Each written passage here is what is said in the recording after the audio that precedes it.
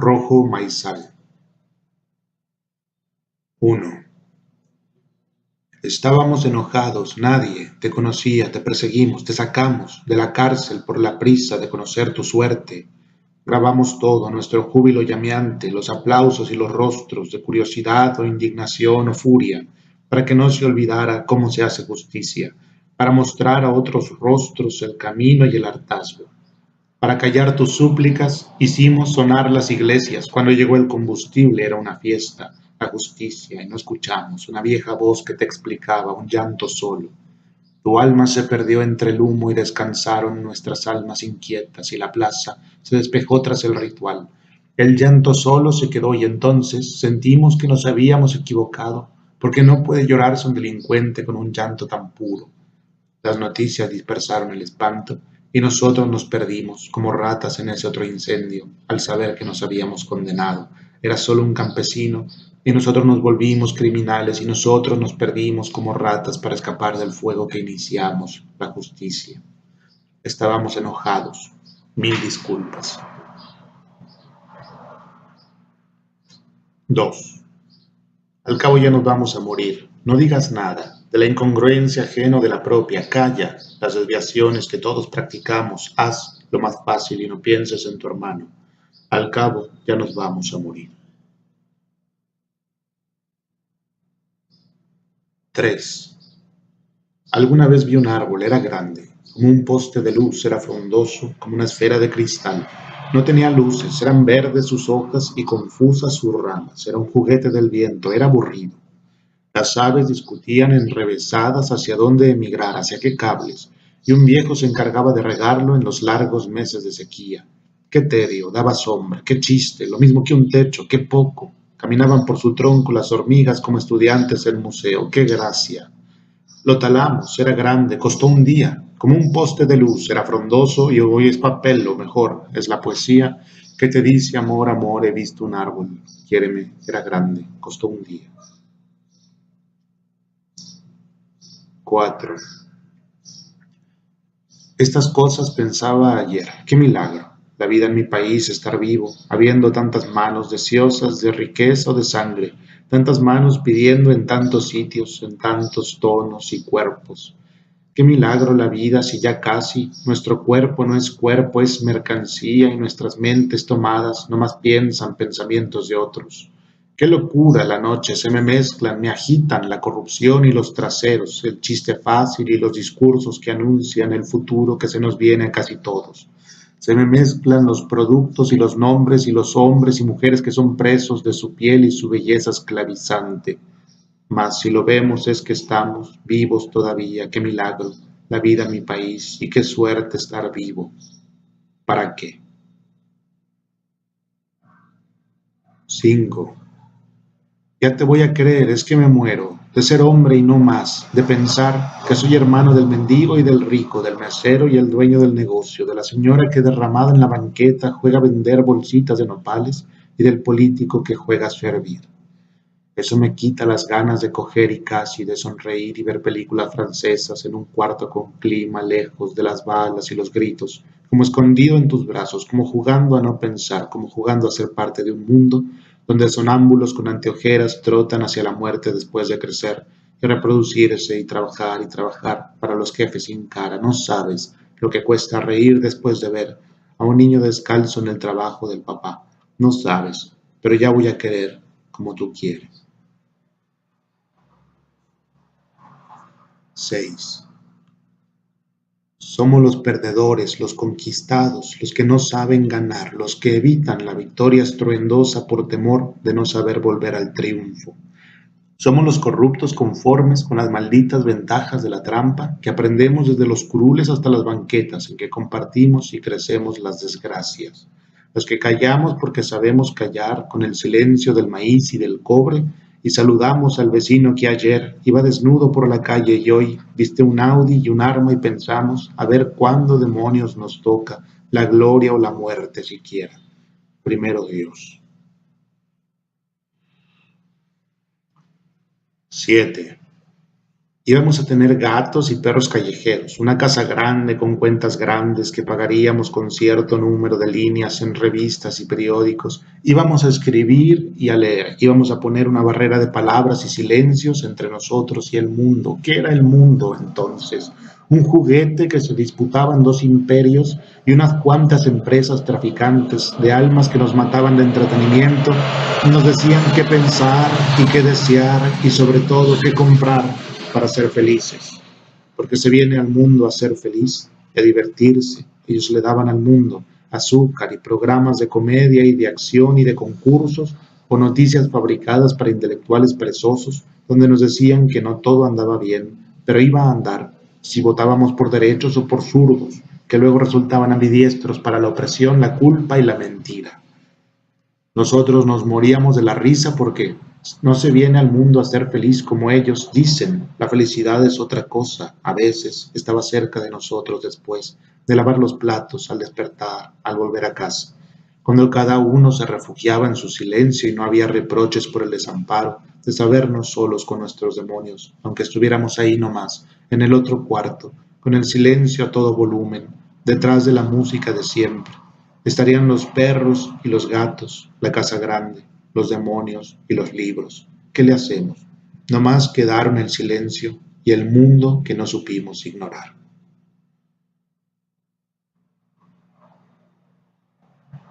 8. Cristo regresó y era un Dios manco y cojo. Los romanos lo arruinaron, le tomaron el cielo y le clavaron la tortura y la cruz. Por eso esta venida no es triunfal, es un exilio. Viejo y enfermo regresó, como un dictador de cuarta. Tenía 6 querubines de andadera y un ángel de su escolta. Los periodistas no tardaron en rodearlo y en cuestionar tanta maldad, tanta miseria. Le tiraron unos nombres: Torquemada, Auschwitz, Hiroshima y otras muchas ciudades capitales. El viejo Cristo comenzó a aplaudir y a silbar una canción de cuna.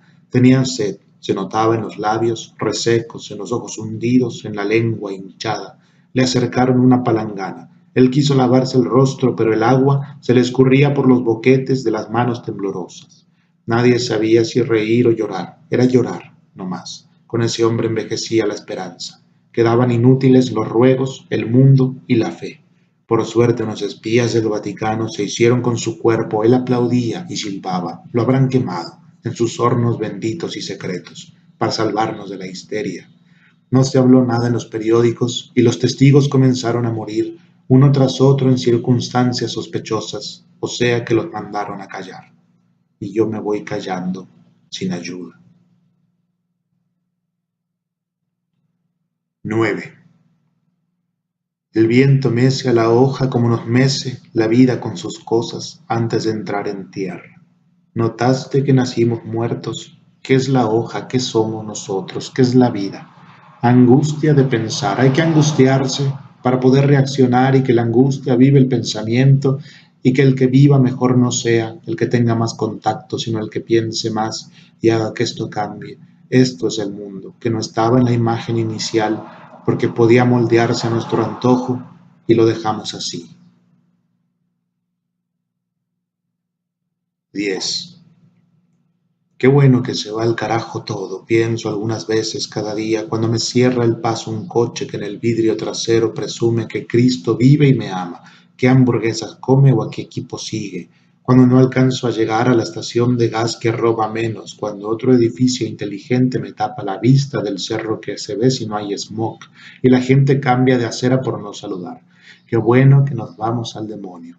Pienso a leer la sección de nota roja, pero hay niños, pienso después, y alguien tiene que cuidarlos de nosotros, alguien tiene que decirles que este mundo desmoronado es modelable y puede ser como ellos quieran. Alguien tiene que enseñarlos a querer algo mejor. Una amable maestra jardinera que sepa decir bien los cuentos de hadas. 11. Poemas atrás perdí a la novia y entonces debo ver pornografía para sacarme la presión del cuerpo, pues no acostumbro a reprimir el animal que soy. Desatenderlo es animar a una sombra que juega con mis sentidos y me hace ver, apetecibles hasta formas que no distingo, cuando salgo a caminar por esa urgencia de la carne, formas que se resuelven maceteros, tachos de basura, hombres respetables, mujeres mayores y bancas deshechas. Escojo la piel del día y va todo bien, hasta que pienso qué dirá cuando no coge, cuáles serán sus gustos, sus histerias. Será hogareña, irá a misa, sabrá reír. Le gustaría si nos topáramos en la calle, si me viera flirteando con un poste de luz, sabrá reír, le gustaría. Y entonces se me baja y casi siempre termino jugando una partida de ajedrez.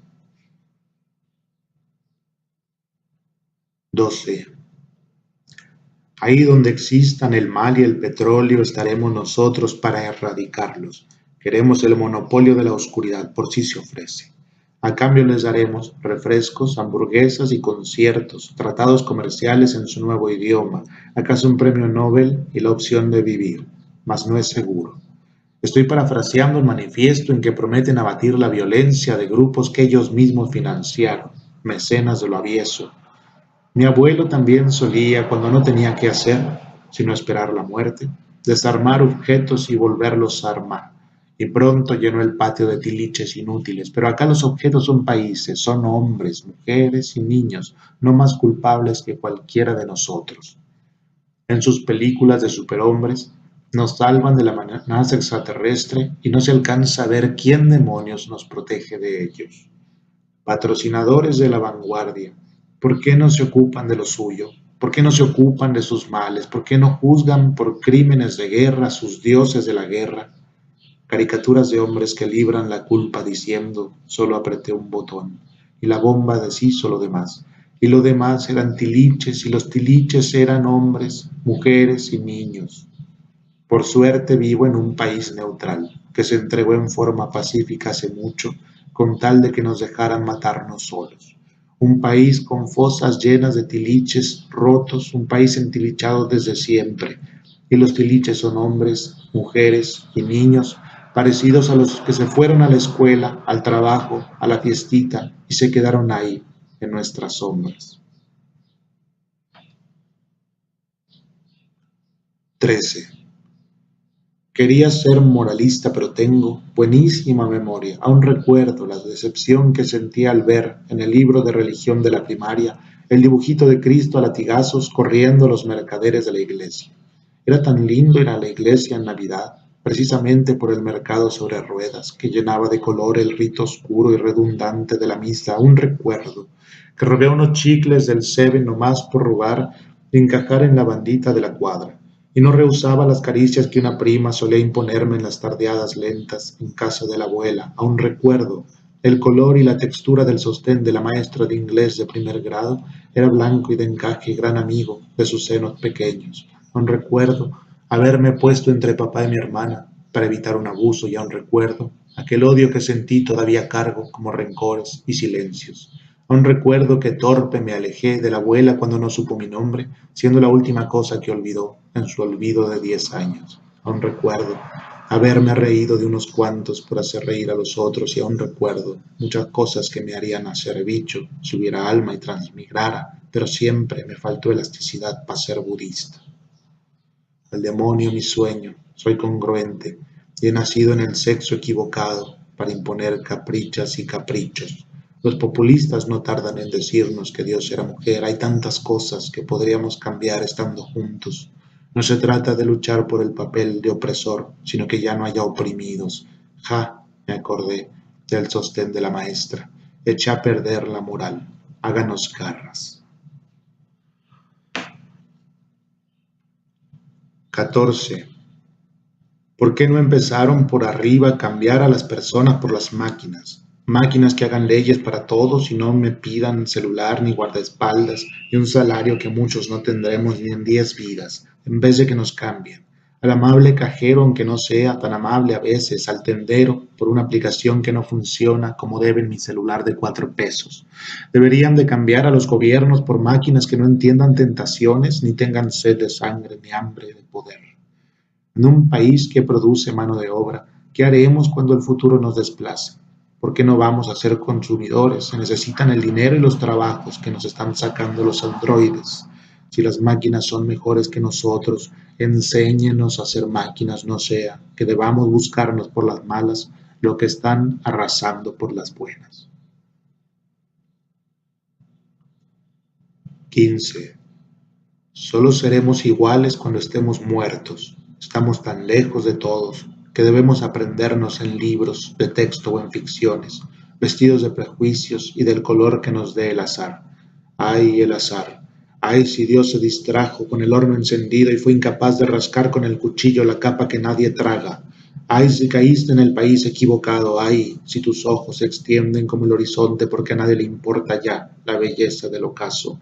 Ay de tu cabello liso y rebelde, ay de tu lengua de ave o de viento, ay de todo el pasado que no viviste y te condena. Ay, pues, si no fuiste blanco ni rico, porque nunca serás igual a los hombres que vale la pena ser, nunca tendrás la vida que puede prescindir del mundo. 16. A todos nos dijeron nuestros padres que si debíamos vender naranjas, fuéramos los mejores vendedores. Cualquier trabajo ennoblece, dijeron. Y el pueblo se llenó de naranjeros y barrenderos buenísimos y luego nos llenaron de reproches por no ser doctores, ingenieros o abogados. Algunos quisimos hacer arte y así nos fue, pero nunca nos dijeron, a los doctores, barrenderos, vendedores, abogados, nunca nos dijeron que a este mundo salvaje nos debíamos presentar armados. Nos anunciaron una película romántica y esto es un western.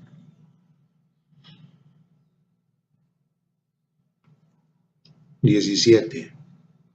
Estamos viejos, pero no lo sabíamos. Hasta ahora que empiezan a morir quienes nos cuidaban, nos damos cuenta. Le dije al mariachi en un velorio ajeno, los muertos son de todos, como los niños, y hay que cuidarlos y honrarlos, despedirlos, porque son la muerte, como los niños, el futuro.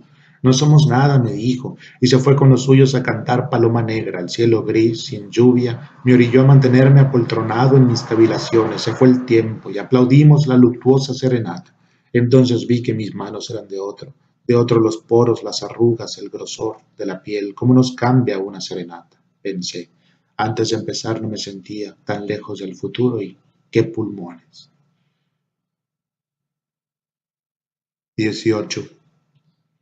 Sienten que no tienen nada, más que unos colores de mierda que les reordenan cada temporada para exprimirles la vida de a poco y gustan de un juego que no saben jugar, de una vida que no saben vivir y cargan un sentimiento de pérdida de cosas que nunca tuvieron ni merecen. ¿Qué son? Esos pinches colores que nos frustran en las buenas y en las malas. ¿Por qué somos ellos? ¿Por qué no somos ellos? Los que juegan, los que ganan, aunque pierdan, ¿qué son? Esas pieles postizas que no guardan lo que envuelven, los cantitos idiotas, los tambores y esa forma prestada de alentar injuriando, los cantitos idiotas, los tambores y el humo encubridor.